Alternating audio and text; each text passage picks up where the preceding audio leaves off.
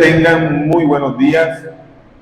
Es un gozo nuevamente el verlos en este precioso día, el día del Señor, el día que Él instituyó para que su iglesia la adorara, y el día en que nuestro amado Redentor Jesucristo resucitó, y en el que en los tiempos apostólicos se reunían el primer día de la semana para el partimiento del pan y el vino.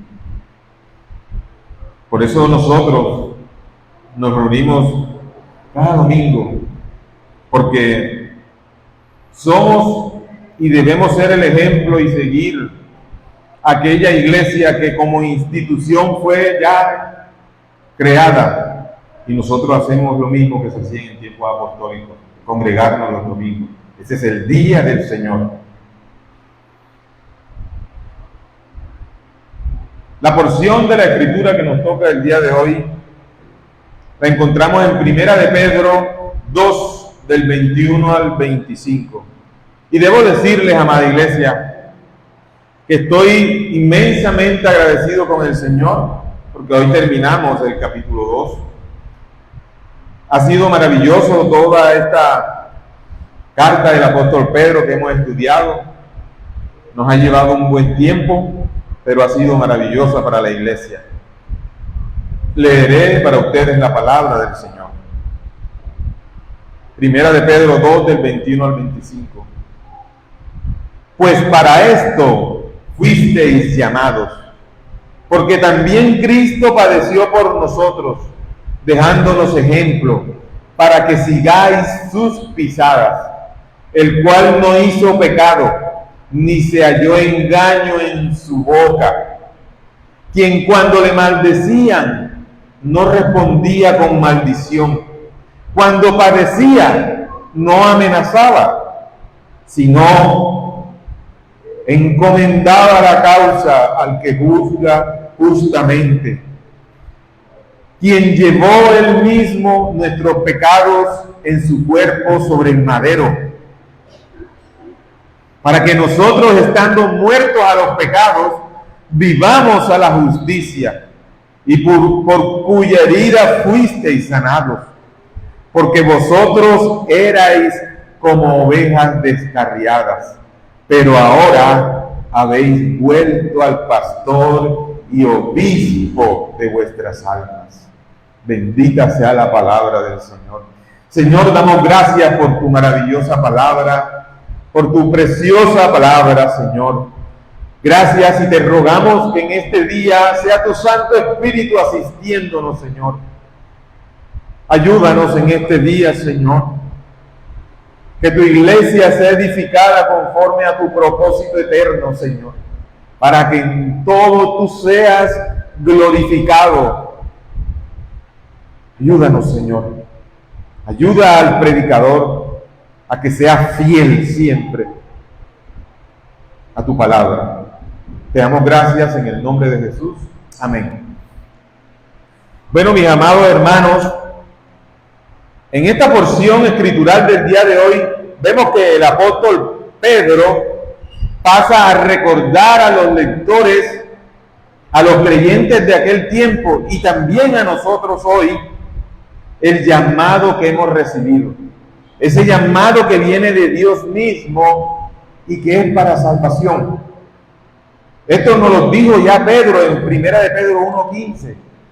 Él está recordando esto. Dice ahí su palabra: sino como aquel que os llamó es santo, sed también vosotros santos en toda vuestra manera de vivir. El Señor no nos está pidiendo que seamos santos en ciertas áreas de nuestra vida. Él nos pide que seamos santos en toda nuestra manera de vivir. El primer punto de este mensaje de hoy es siguiendo su ejemplo. Hemos titulado nuestro sermón El sublime ejemplo. Ese es el título de hoy, el sublime ejemplo. Primer punto, siguiendo su ejemplo. Segundo punto, confiando en el justo de justos. Y tercer punto, la nueva condición. Repito, el título del sermón es El sublime ejemplo. Primer punto, siguiendo su ejemplo. Segundo punto, confiando en el justo de justos. Y tercero, la nueva condición. Amados, este llamado condiciona la vida del que cree, convirtiéndolo en discípulo de Cristo. Esto es seguidor de Jesús. Esta nueva condición en Cristo indudablemente a nosotros nos convierte en enemigos del mundo. Miren lo que dice Juan en el capítulo 15, versos 18 y 19. Si el mundo os aborrece, sabed que a mí me ha aborrecido antes que a vosotros. Si fuerais del mundo, el mundo amaría lo suyo. Pero porque no sois del mundo, antes yo os elegí del mundo, por eso el mundo os aborrece. De manera que siendo el mundo enemigo de Dios, los mundanos, esto es, los que viven haciendo la voluntad del mundo, se convierten en instrumentos para hacer sufrir a quien vive una vida conforme a Dios. Amado, el mundo entero que aborrece a Dios, que aborrece a Cristo y a su Santo Espíritu, son instrumentos para que el pueblo de Dios sea fortalecido en la palabra del Señor. No podemos olvidar jamás lo que Cristo nos dijo, que en el mundo tendréis aflicciones, pero confiad, yo he vencido al mundo. No seremos ajenos, amados hermanos, al sufrimiento. Tengamos esto claro. Nosotros no podemos ni debemos estar prometiendo el paraíso aquí y ahora, porque todo lo que este mundo te ofrece a ti y a mí es pasajero, se lo come el óxido. Tampoco estoy llamando al creyente a que viva una vida miserable. La Biblia dice que el que tenga abrigo y sustento esté contento.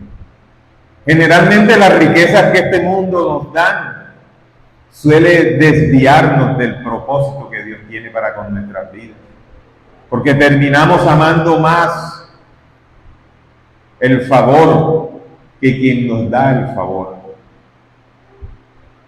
Terminamos amando más las riquezas perecederas de este mundo que la riqueza eterna que está guardada para los hijos en el eterno paraíso. Entonces Juan nos dice que el mundo nos aborrece, pero nos recuerda que ya aborrecieron a Cristo. Y si nosotros somos sus discípulos y queremos seguir su ejemplo, también seremos aborrecidos, amados. Pero será glorioso que tú y yo seamos aborrecidos por el Evangelio y no por otra cosa. Que no seamos aborrecidos porque somos tramposos, porque somos bandidos, no. Dios guarde a su iglesia. Que seamos aborrecidos por predicar el Evangelio de Cristo. Eso sí vale la pena. Sí vale la pena. De manera que siendo el mundo enemigo de Dios, amada iglesia, los mundanos de esto, los que viven en este mundo siempre nos aborrecerán. Y ojo, y nosotros no estamos llamados a aborrecerlos a ellos. De ninguna manera. Oigan, si Cristo nos amó a nosotros, que no lo merecíamos, Cristo hizo lo imposible, que fue amarnos a nosotros, y nos amó. ¿Por qué nosotros no amamos a aquellos que no nos aman? Nosotros no amábamos a Cristo. Él fue quien nos buscó a nosotros. No, tú no buscas al Señor. De hecho, nosotros siempre queremos hacer lo malo.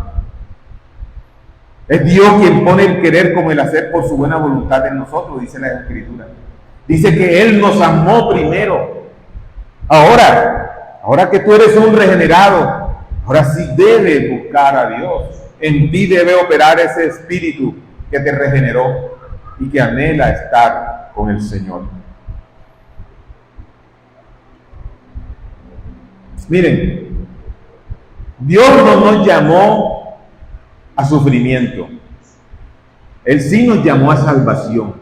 Porque el verdadero sufrimiento, ¿saben cuál es? Perecer en un mundo sin esperanza. Ese es el verdadero sufrimiento y el verdadero problema del hombre. Porque ¿qué hay del hombre cuando deje de respirar?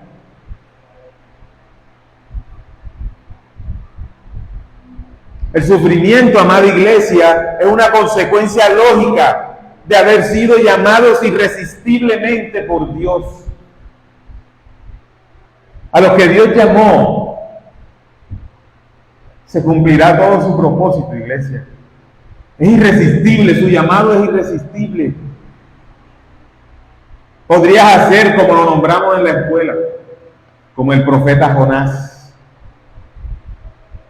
Pero si Dios te llamó, nada te arrancará de su mano, ni siquiera tu voluntad impenitente.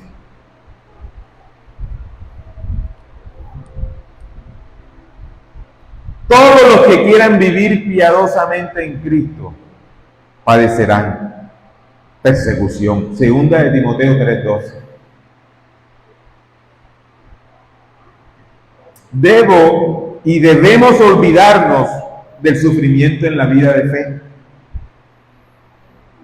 Porque saben una cosa, aunque sea contradictorio para muchos, el sufrimiento en la vida de fe es una concesión de gracia. Porque a quienes se les ha dado sufrir por el Evangelio, sino a los hijos.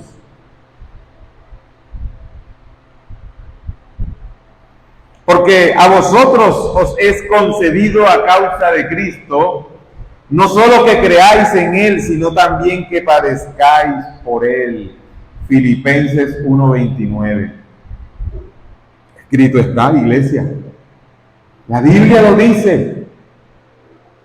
Pedro pone de presente el ejemplo sublime delante de los lectores. Miren, Cristo sufrió por nosotros.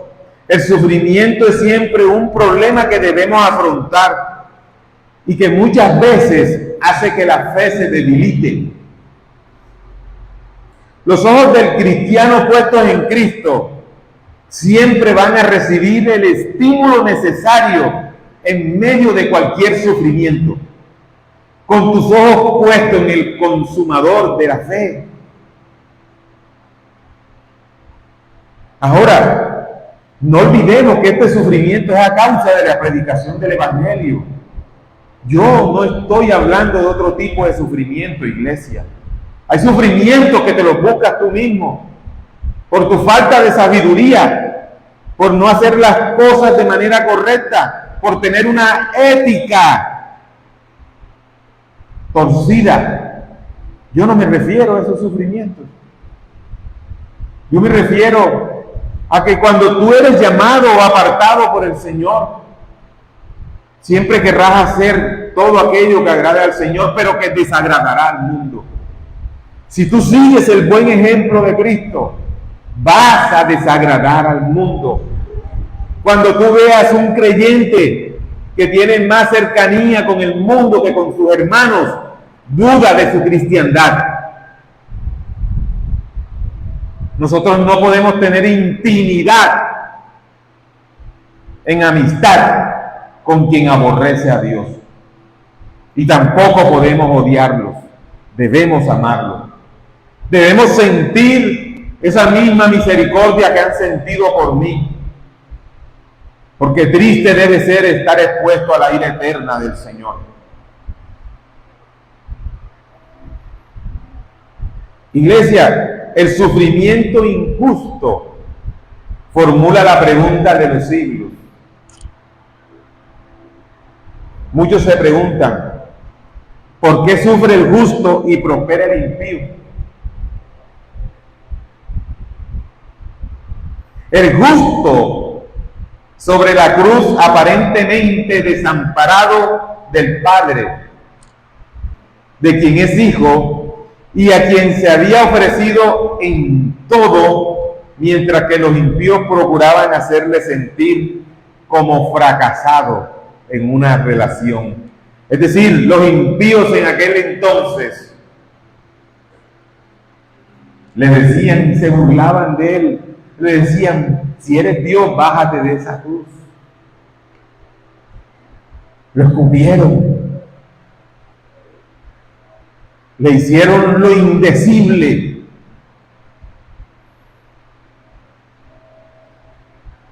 El Salmo 42:10 dice: ¿dónde está tu Dios?, le preguntaban a nuestro amado. Lo injuriaban. Miren, realmente Jesús estaba, como dice el Salmo, rodeado de enemigos. Y el objetivo de estos enemigos era el sufrimiento y la muerte de Cristo. Pero ellos no esperaban entender, y no podían entender que este era el plan de Dios, que nuestro amado Redentor fuera a la cruz y expiara la culpa de aquellos que el Padre le dio. Ellos no esperaban esto. No hay respuesta humana, amados hermanos, a la pregunta del sufrimiento del justo, pero sí la hay desde la perspectiva divina. El ejemplo de Cristo está puesto para considerarlo. Cuando se está en medio de un sufrimiento injusto, las aflicciones, al conducir a claudicar en la fidelidad del seguimiento de Cristo, no debes considerarlas si eres un creyente. Toda aflicción adquiere una profunda subjetividad, y es una experiencia personal que afecta a quien la sufre. El apóstol llama a los que sufren a prestar atención en aquel que no solo sufrió, sino que lo hizo por los pecadores, quien no tenía derecho alguno para ser objetos de la gracia en salvación. Miren, hermano, cuando tú sientas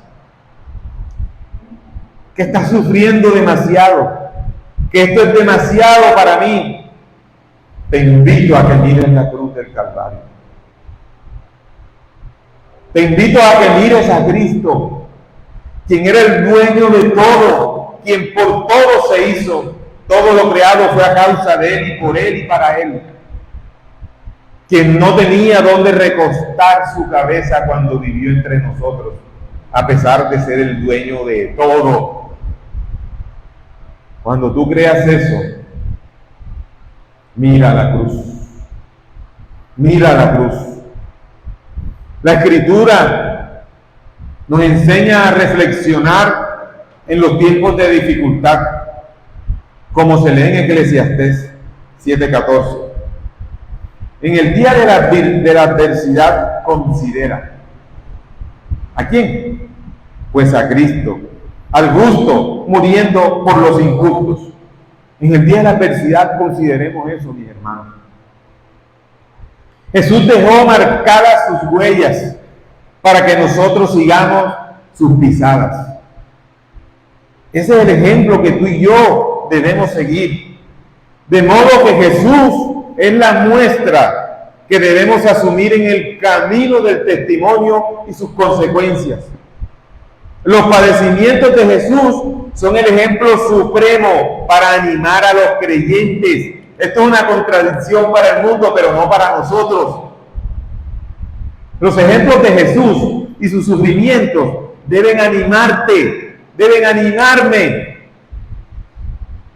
No podemos tener ese tipo de fe que te lleva a la incredulidad en medio del sufrimiento, de la aflicción. Cualquier tipo de aflicción, sufrimiento que tengas a causa del Evangelio, te debe llevar a perseverar más. No seamos fluctuantes como las olas del mar. Hoy estamos bien porque me fue bien, porque tengo plata en el bolsillo, estoy tranquilo, estoy bien con Dios, oro fervientemente, porque el Señor me ha prosperado y me tiene en victoria, como dicen muchos. Pero que hay del día en el que no tiene nada en el bolsillo, si oras fervientemente, si amas al Señor con tu devoción ese día, o tú dependes nomás de lo que puedas tener en tu bolsillo. ¿Acaso no es eso incredulidad? ¿Acaso no es eso creer solamente en tus propias fuerzas?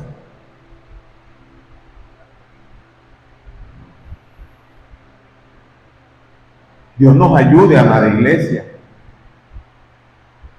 Yo sé que los tiempos de aflicción no son fáciles para nadie, pero debemos recordar a Cristo. Él venció, Él triunfó en la cruz del Calvario y su victoria es nuestra. Ahora, debemos ser preparados en todo esto. Pero algo que es ciertísimo es que el Señor siempre ha tenido un cuidado especial de su pueblo. Él nos ha guardado. No tenemos falta de nada. Él ha sido bueno, iglesia. Siempre. La falta de esfuerzo para perseverar en el camino del testimonio, debemos alcanzarla considerando el esfuerzo de Cristo. Es que nuestro ejemplo es Cristo. No tenemos un ejemplo más sublime y precioso que el de Cristo. Nadie nos puede modelar como Cristo modeló el camino. Nadie. Y eso lo tenemos en las Escrituras, iglesia. Ahí tenemos esto, buscar, escudriñar la verdad. Ella está aquí en las Escrituras. Lucas 9:51. Cuando se cumplió el tiempo en que él había de ser recibido arriba, afirmó su rostro para ir a Jerusalén. El Señor en sus últimos días de ministerio, Él sabía para dónde iba. Él sabía cuál era su fin. Y aunque en Getsemaní lloró lágrimas de sangre, Él dijo: que se haga tu voluntad, Padre, y no la mía. Qué ejemplo, iglesia. Qué ejemplo. De ahí la importancia de que el creyente tenga su mirada puesta en las huellas que dejó marcadas en el mundo nuestro amado Redentor. También debemos tener una fidelidad y entrega absoluta e incondicional. La idea no es tanto la de ser fiel hasta que se muera, sino el de ser fiel aunque tenga que morir. ¿Sí ven la diferencia? No es que yo seré fiel hasta que me muera, porque en ese lapso de que hasta que me muera podría dejar de ser infiel, dejar de ser fiel, sino de que seamos fieles, a pesar de que sabemos de que este cuerpo volverá al polvo, a la tierra. ¿Y por qué seremos fieles? Porque sabemos que hay una promesa que se va a cumplir, como todas las promesas que están en la Escritura que se han cumplido, que Él nos resucitará en el día postrero, que seremos glorificados con Él y que viviremos eternamente con Él. Allá no habrá más lágrimas, no habrá más dolor, no habrá pecado. Viviremos eternamente al lado de nuestro Redentor.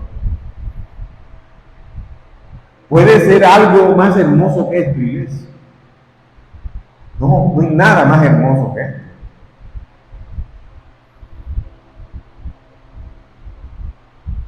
En todo ello, la vida cristiana se conforma a la imagen de Cristo, haciendo todo esto. Miren lo que dice Romanos 8:29. Porque a los que antes conoció, también los predestinó para que fuesen hechos conforme a la imagen de su Hijo, para que Él sea primogénito entre muchos hermanos. Está hablando de que nosotros también seremos resucitados como Él fue resucitado. Él es el primogénito de la resurrección, glorificado, y hoy reina con poder a la diestra del Padre.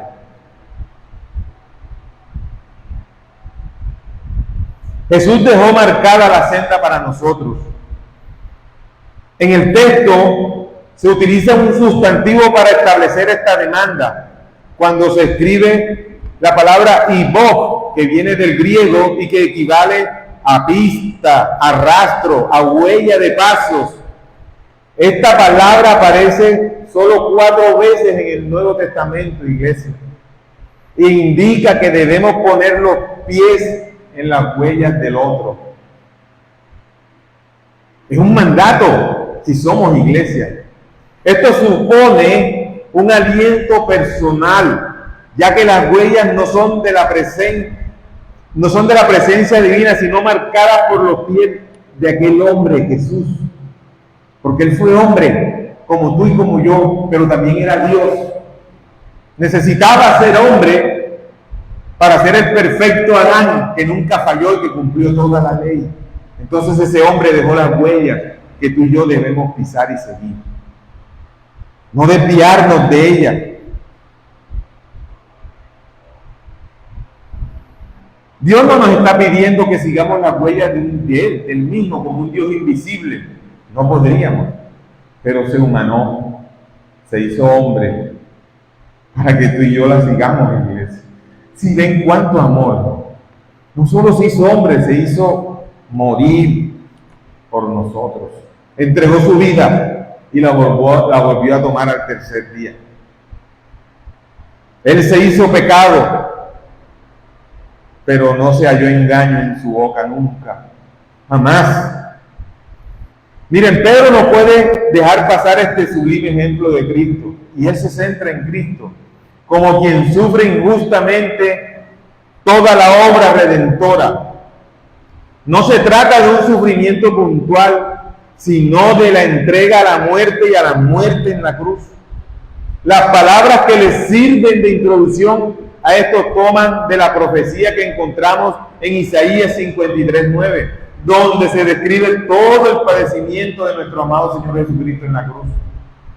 El texto nos muestra una expresión absoluta cuando dice no hizo pecado. Solo pudo decir, ¿quién de vosotros me redarguye de pecado? Eso está en Juan 8:46. ¿Quién de los aquí presentes podría decir esa frase? Ninguno de nosotros, hermanos. Si nosotros luchamos todos los días para que en nuestra mente no se gesten estos pecados que ofenden a Dios, que no solamente pecamos cuando actuamos físicamente, sino cuando pensamos mal. Y Dios todo eso lo ve, iglesia. El testimonio de Cristo es perfecto, es sublime, pues Él es impecable, nunca pecó a diferencia de nosotros.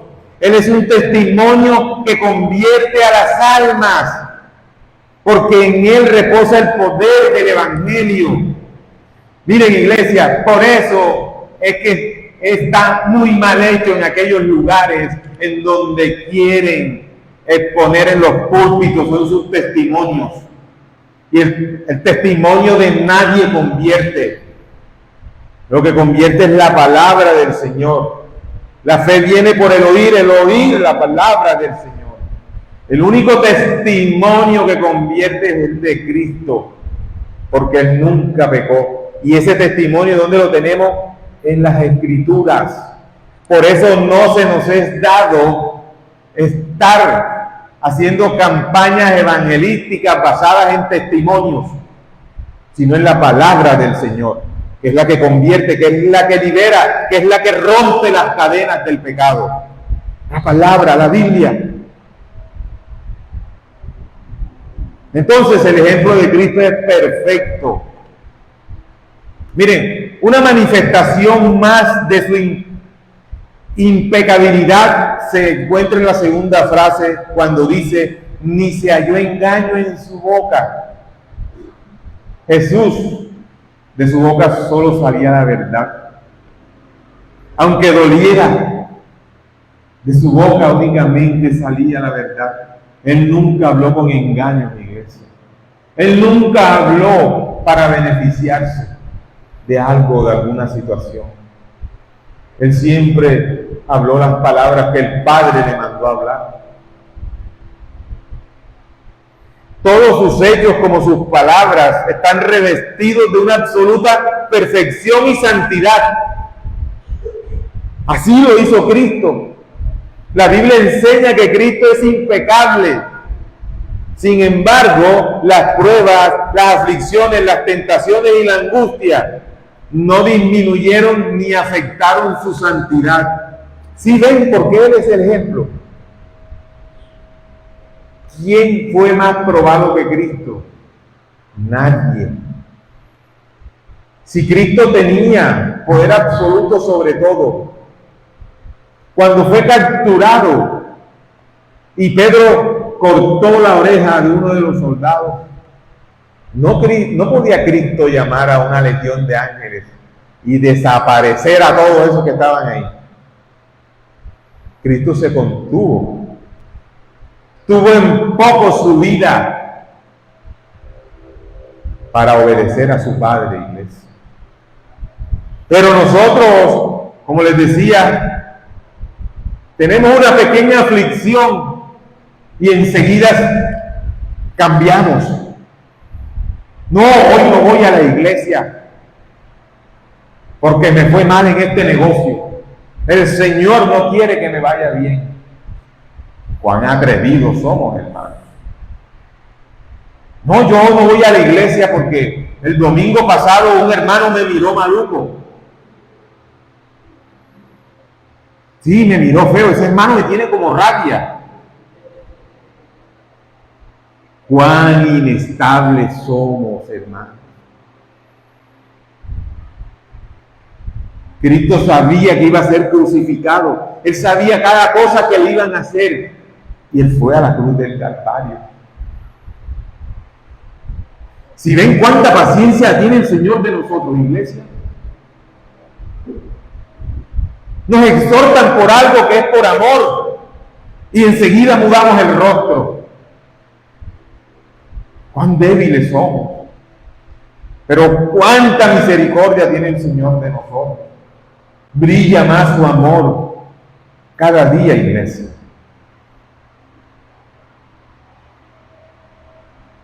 Nosotros no hemos sido tentados en todo.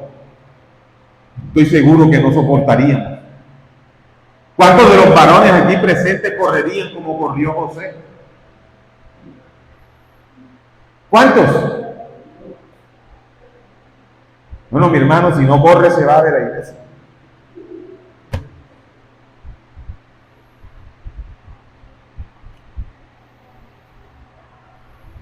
Aunque Jesús era un hombre, no era igual a los hombres,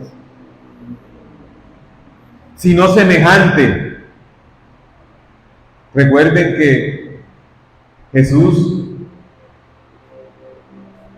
provino de la acción directa del Espíritu Santo sobre una virgen.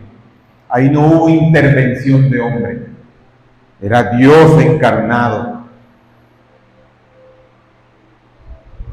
Miren, el Señor jamás cayó en la práctica del engaño, como se los dije. En Él jamás hubo concupiscencia, en Él jamás hubo lascivia. El Señor nunca engañó a nadie, iglesia.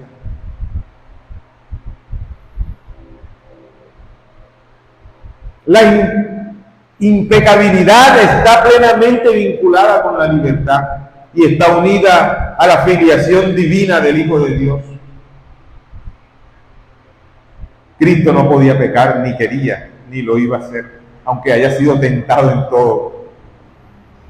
Iglesia, les invito a que sigamos este ejemplo, a que esas huellas que Él trazó con su sangre, a que ese camino angosto que Él nos trazó lo sigamos, que nos despojemos de todo esto que nos estorba para seguir las pisadas de Cristo.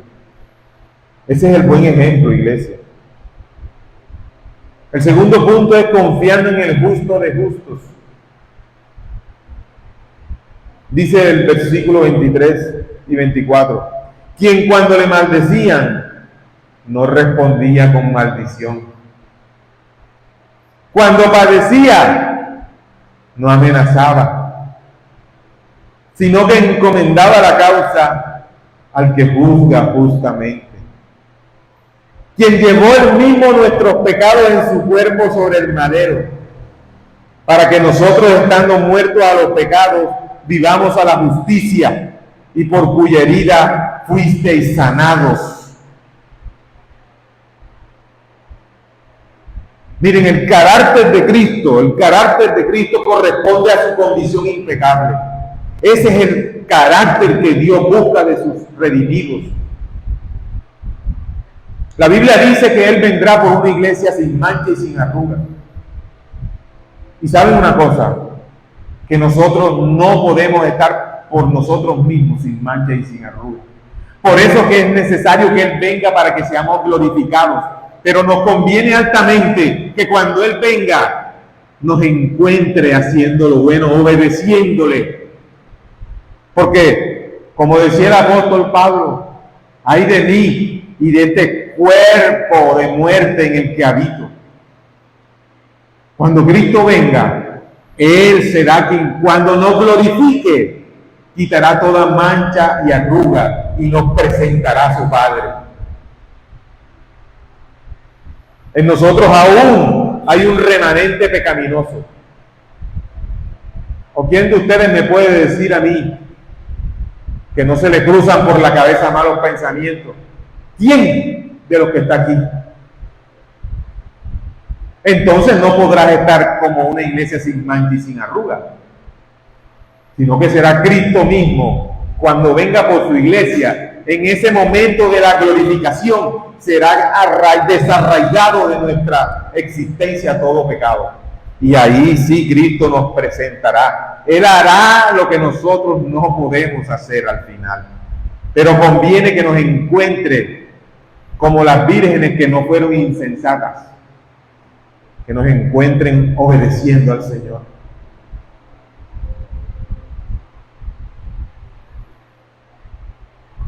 Miren, en la intensidad del mayor sufrimiento en la cruz, Cristo guardaba silencio.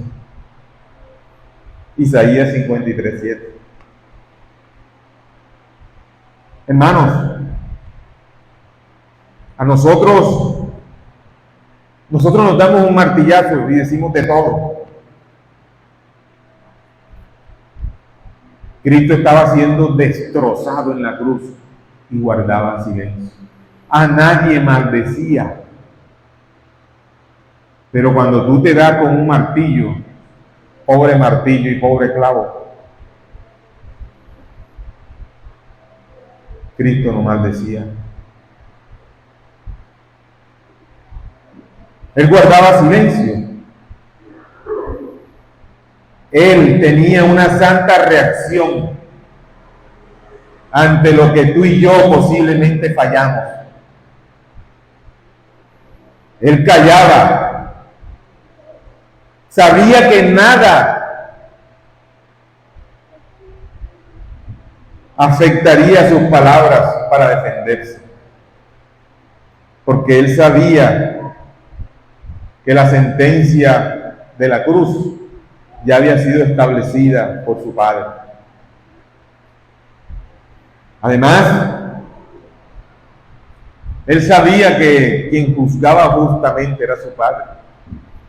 Miren, como les dije, Jesús en Getsemaní, él había aceptado la copa que el Padre le presentó y estaba en silencio aceptando los oprobios, porque formaba parte de lo que recibiría en la mayor injusticia.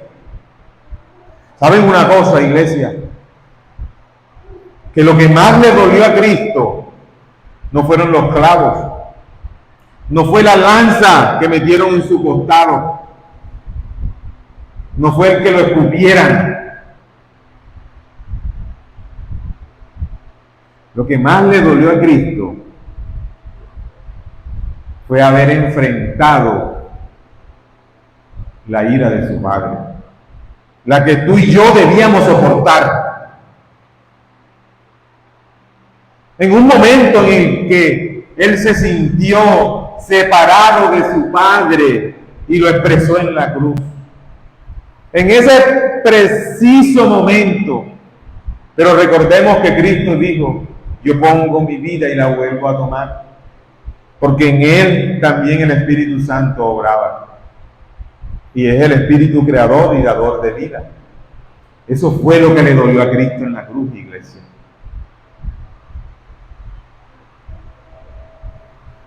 Él en medio de esos sufrimientos no amenazó. Él no amenazó a los soldados romanos que lo cogieron y lo desnudaron y lo clavaron en la cruz.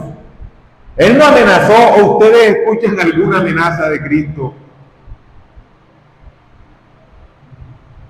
Pero mi hermano, a cualquier hermano de por acá le pasa algo, enseguida la pregunta es, y el dicho es, ¿tú sabes quién soy yo? Pues tú no eres nadie.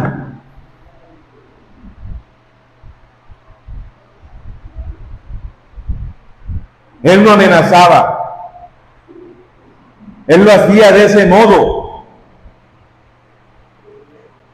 Miren, en lugar de amenazar en su propia defensa, Él la entregaba al que juzga justamente.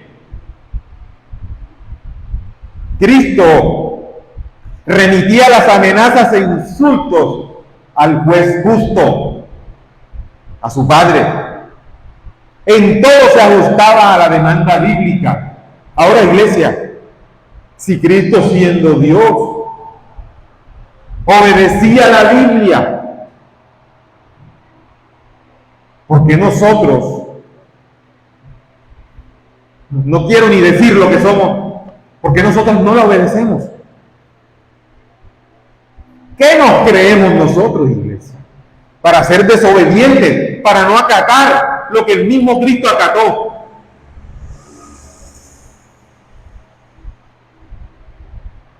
Miren, aún en la hora de su muerte, Él lo hizo encomendándose a Dios.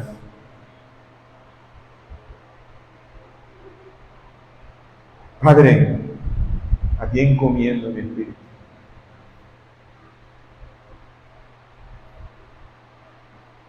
Porque Él sabía que su Padre, que su Espíritu Santo lo levantaría de entre los muertos al tercer día. Él lo sabía. Y tú y yo sabemos que seremos glorificados juntamente cuando Él venga, si es que le obedecemos, si es que somos creyentes.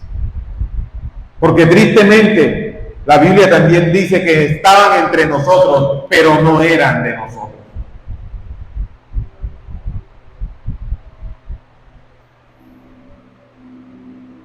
La gran lección que estas huellas de Jesús deja para el creyente está y sirve para todos los tiempos, para echar de uno la ansiedad y ponerla sobre Dios. Iglesia, la mayor carga, la carga pesada, la llevó Cristo. Nuestra carga es liviana. Debemos llevarla. Debemos llevarla. No debe haber nada en este mundo que te conduzca a la inseguridad y a la incredulidad de nuestro Salvador. No, iglesia. Aquí la psicología y el pensamiento positivo y humanista no tiene cabida.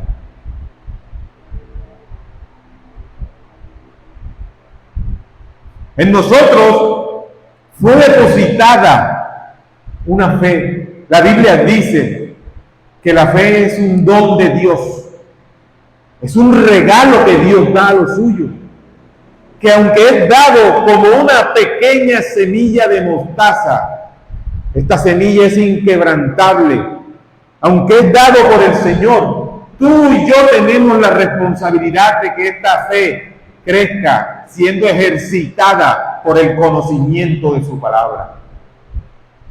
Los hombres de fe y las mujeres de fe son aquellos que se nutren de las Escrituras constantemente. Para ello debe haber una entrega incondicional a la voluntad de Dios. No que yo creo en Dios porque Dios me ha prosperado, por eso yo creo en Dios. No, iglesia. Tenemos el ejemplo de Job.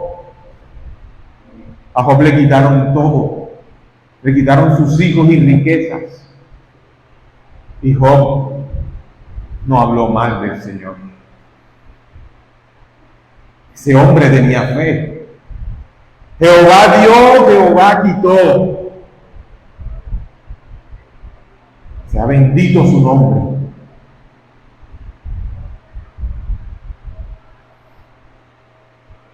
Mis hermanos, cuando sufran, no amenacen a nadie. Mis hermanos, cuando los amenacen, no amenacen. Encomienden su causa al Señor y Él hará conforme a su voluntad.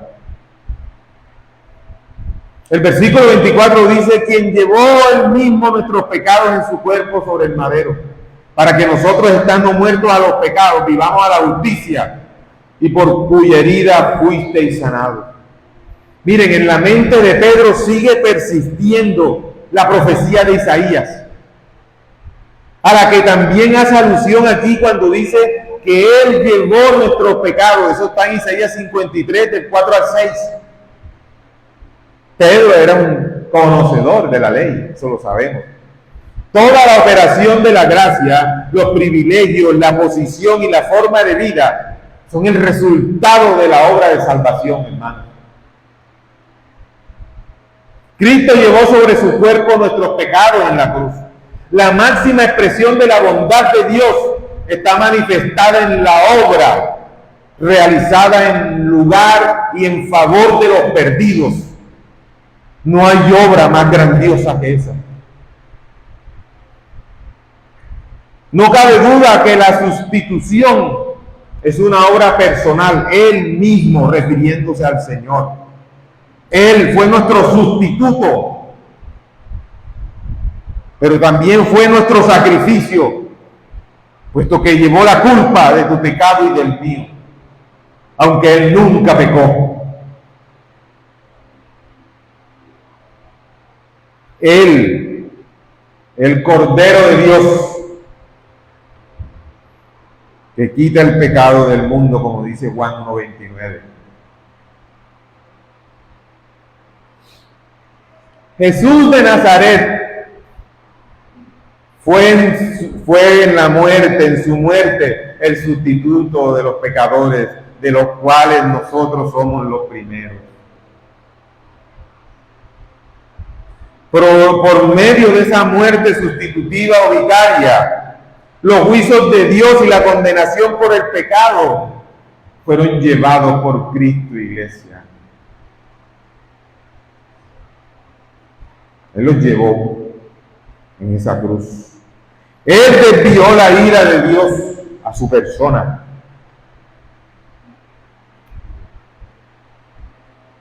Esa ira debió ser guiada a nosotros.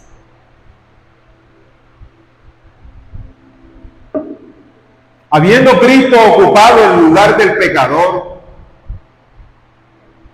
satisfijo totalmente las exigencias del Padre. Cristo cumplió con las demandas, porque Él nunca quebrantó la ley, Él la cumplió. Entonces tú y yo no tenemos dónde más refugiarnos, sino en Cristo. Solo en Él encontramos la salvación. Solo en Él estamos seguros, iglesia. No en tus obras, no en las mías, no en lo que este mundo ofrece. Pedro afirma, apelando a la justicia, que aquello que el Salvador llevó sobre su cuerpo, que eran nuestros pecados, era suficiente para que tú y yo hoy podamos decirle a Dios, Abba Padre. Abba Padre. Y por una sola vez y para siempre. Su sangre fue derramada por una sola vez y para siempre. Porque nosotros no creemos en esas prácticas paganas de que todo lo andan rociando con la sangre de Cristo. ¿Acaso qué? ¿Necesitamos volver a matar a Cristo? Miren, lo que Cristo libertó, libre será eternamente. No necesitamos un segundo sacrificio. Pero aquellos que niegan a Cristo con sus actos, se quedarán esperando lo que no vendrá. Pero sí les vendrá lo que no esperan, y será la ira de Dios.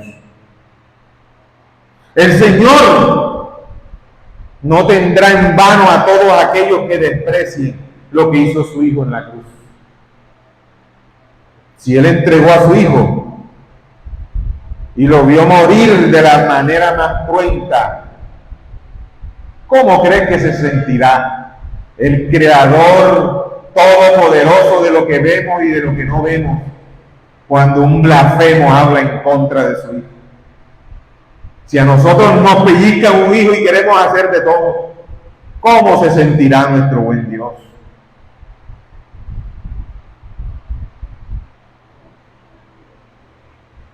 Cuando Cristo murió en la cruz, se hizo evidente que no había otro medio de salvación para los pecadores más que aquel que ocupó Cristo en la cruz. No había otro, no lo hay. Los sufrimientos de Jesús, a los que Pedro ha hecho referencia en este párrafo, sin duda expresan el amor eterno de Dios hacia los pecadores. ¿Qué más grande muestra de amor necesitamos nosotros que esta? No la hay. No la hay. La obra de Cristo, a la que se refiere aquí el apóstol Pedro, es una obra, como ya lo dije, sustitutoria, en la que Jesús ha ocupado el lugar de los pecadores.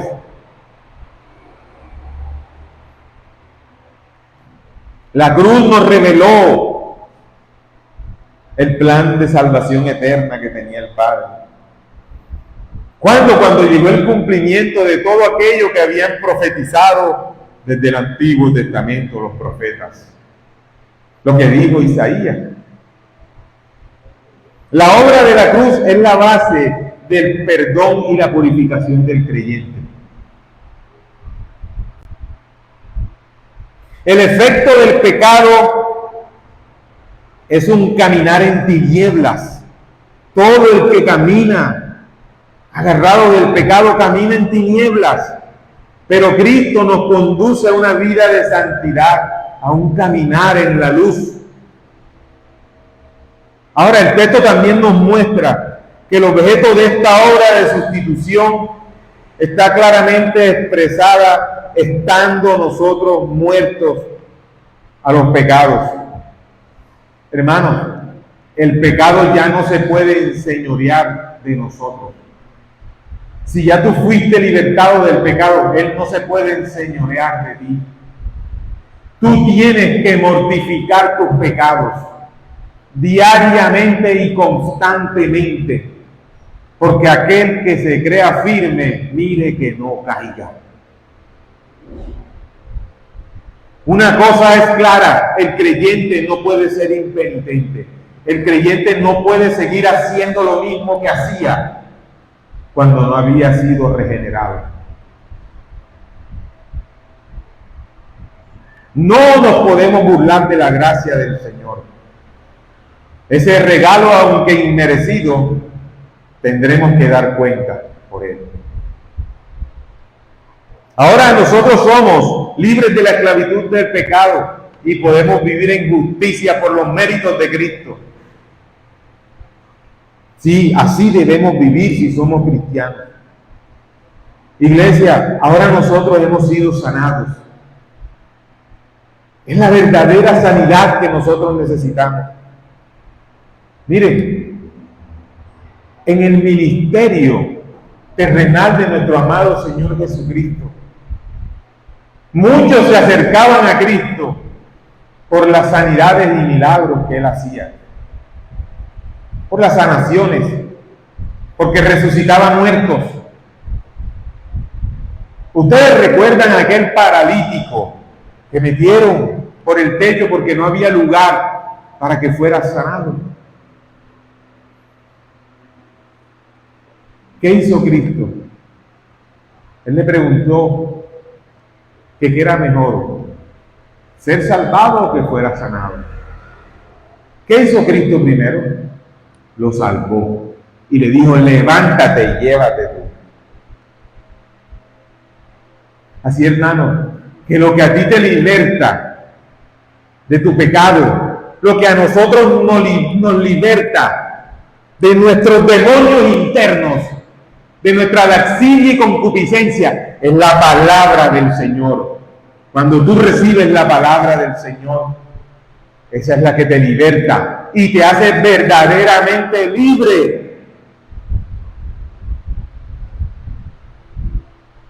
Ahora, los que son del Espíritu, las obras del Espíritu hacen, y los que son de la carne, las obras de la carne hacen.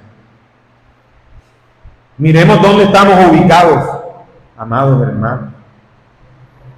Por eso es que el que robaba ya no roba, el que mentía ya no miente, el que era fornicario ya no fornica, el que era adúltero ya no es adúltero.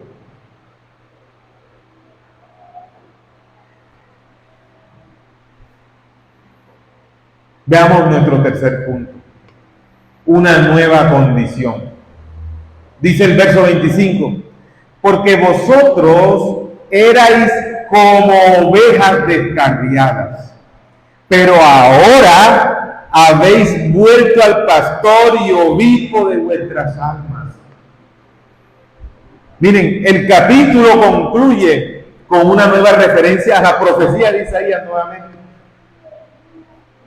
Pedro la tuvo en mente durante todo este capítulo. En ella se lee de la condición de los hombres en relación con Dios. Isaías 53:6 dice: todos nosotros nos descarriamos como ovejas, cada cual se apartó por su camino. Amados, todos nacimos bajo la representación federal del Adán que cayó. Todos nacimos siendo pecadores. No hay necesidad, no hubo necesidad de que nos enseñaran a pecar. Porque ¿quién enseña a un niño pequeño a pecar? Yo no creo que un padre quiere que un niño sea pecador desde pequeñito. Eso ya viene implantado en nosotros, iglesia. Pero ¿saben qué? El perfecto Adán acabó con eso. Debemos tomar nuestras cargas, hermanos. Debemos negarnos a nosotros mismos. Que cuando seamos tentados, no digamos que somos tentados de parte de Dios, sino de nuestras laxivias y mismas concupiscencias que no queremos mortificar. Y ya tenemos las herramientas para hacerlo. Las tenemos. El apóstol alude aquí a la experiencia personal anterior a la conversión. En el texto griego se lee literalmente: porque erais como ovejas descarriadas, en sentido de ovejas errantes. No tenían pastor, no tenían para dónde coger, eran totalmente descarriadas. Era la característica de cada pecador, así éramos cada uno de nosotros. Íbamos a donde nos llevaba el viento. Hacíamos e imitábamos para agradar al mundo. Que si el mundo decía: no, yo no me quiero casar, yo quiero tener un perro y un gato, también hacíamos lo mismo. No entendíamos que la bendición más grande es el regalo de los hijos que Dios nos da, que son herencia de Jehová. Que Dios nos llamó a constituir una familia y tener hijos. no nos llamó a otra cosa. Dios no te llamó a planificar. No, debo decírselos. El ser humano naturalmente está alejado de Dios. El salmista lo afirma cuando dice: Jehová miró desde los cielos sobre los hijos de los hombres para ver si había algún entendido que buscara a Dios. Miren, no había ni uno.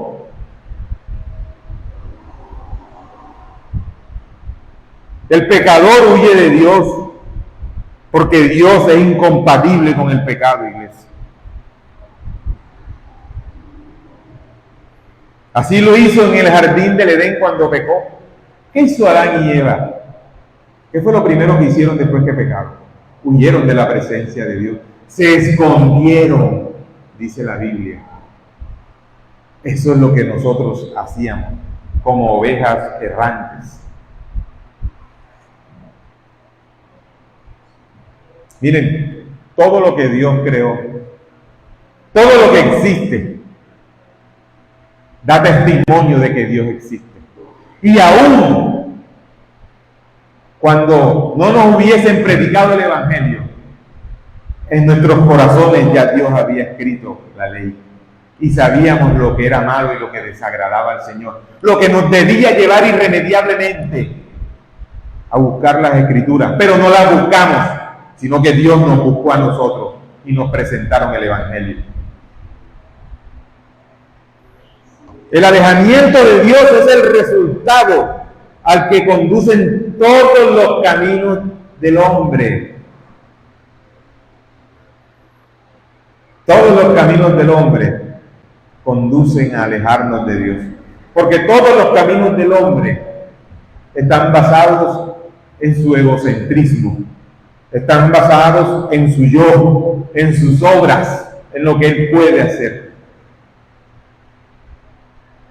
Hay camino que al hombre le parece derecho, pero su fin es camino de muerte. Proverbios 14:12. ¿Lo dice o no lo dice la Escritura? La condición natural del hombre a causa del pecado le lleva a repudiar a Dios.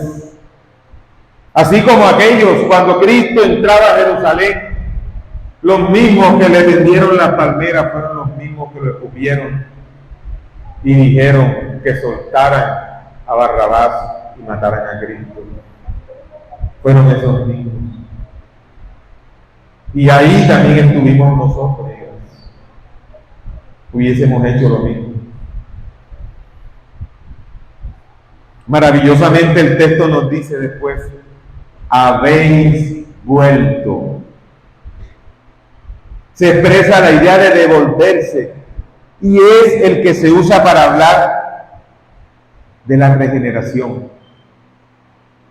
Por eso, iglesia, es que tú y yo tenemos la obligación divina de predicar el Evangelio a toda criatura.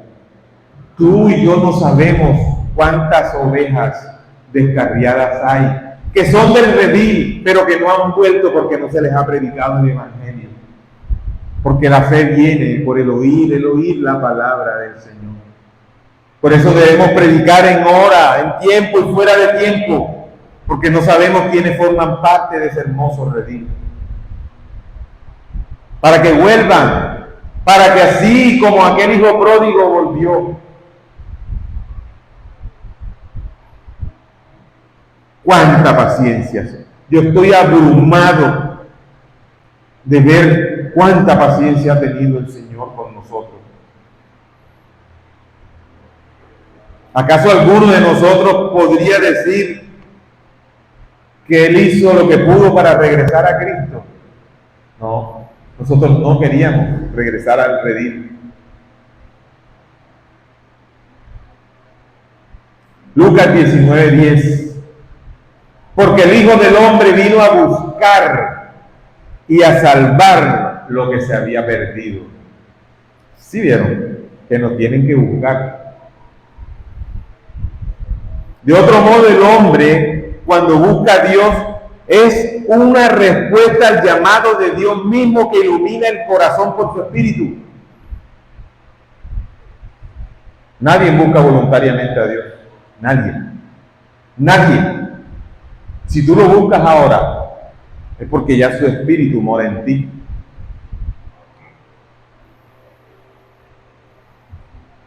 Hoy hemos sido llevados al pastor de pastores y a quien vela por nuestras almas, Jesús el Cristo. Él se presentó como el buen pastor, por tanto es a Él a quien se ha de volver, a Cristo es que debemos de volver. Él es el pastor de pastores. Ese es uno de los títulos que Él tiene. Él dijo en Juan 10:14, yo soy el buen pastor, el que dio su vida por las ovejas. El pastor divino busca, reconoce, toma en sus brazos, conduce al redil a toda oveja extraviada.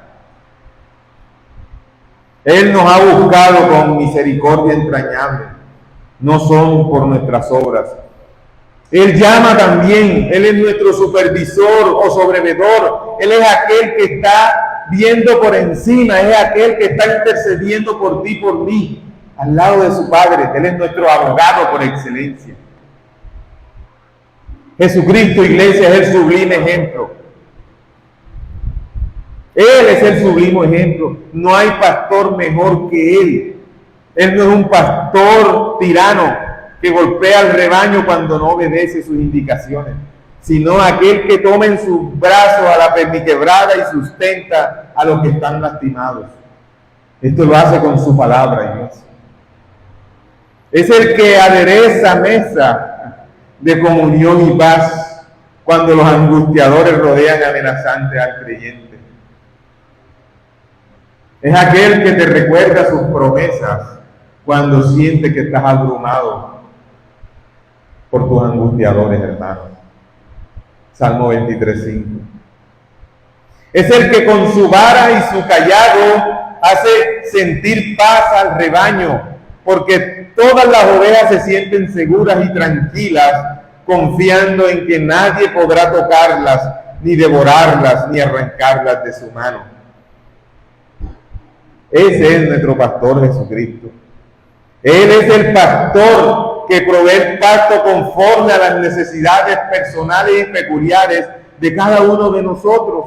Y es así como una palabra predicada aplica de manera diferente para cada uno de sus ovejas. En conclusión, amada iglesia, podríamos decir que este segundo capítulo de la carta del apóstol Pedro, que si realmente llegamos a la comprensión de él, que si hemos vuelto a redil, que si nuestro encuentro con Cristo ha sido una verdadera conversión, vivamos como corresponde a una nueva manera de vivir, dando testimonio al mundo de que aquel que nos amó, de que aquel que murió por nosotros, de que aquel que nos alcanzó con su gracia, ahora nos ha sentado en lugares celestiales. Él es nuestro pastor y esperanza de gloria. Él es nuestra esperanza viva, amada iglesia. Dios ayuda a su iglesia. Oremos. Amado Padre, te damos gracias.